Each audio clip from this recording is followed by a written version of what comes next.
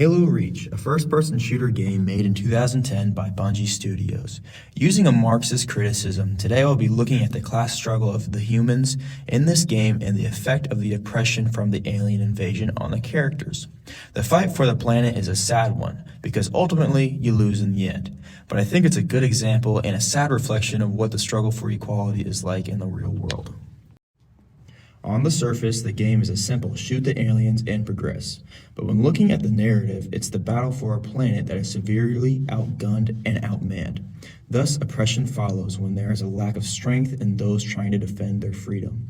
Like this clip I'm showing, you and your team just destroyed an enemy base on your planet, and it feels like you've done a big thing to help save the planet.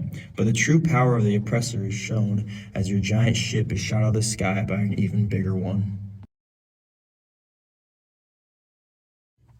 Then the saddest part of the game comes along when one of your team members, George, sacrifices himself to blow up the enemy ship, and it feels as if you've conquered the oppressors, but with every win your team gets, it's trumped by more oppression as a whole fleet then appears on the horizon of the planet you're trying to save.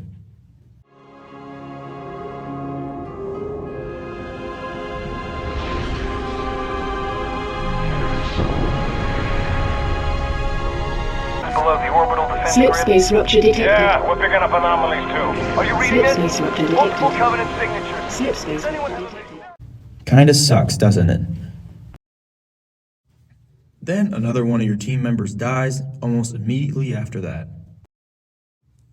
And if your hope for success wasn't destroyed enough, you go back to a location your player already walked through to see the damage the alien invasion has done to a place that you have already risked your life to save. Everything is destroyed and it's overrun by the aliens. Then the rest of your team starts to drop like flies as you go on missions trying to save what's left of the planet. It seems that every turn you fight to survive just a little longer. There's no hope for someone who doesn't have the power to overcome the ones above them.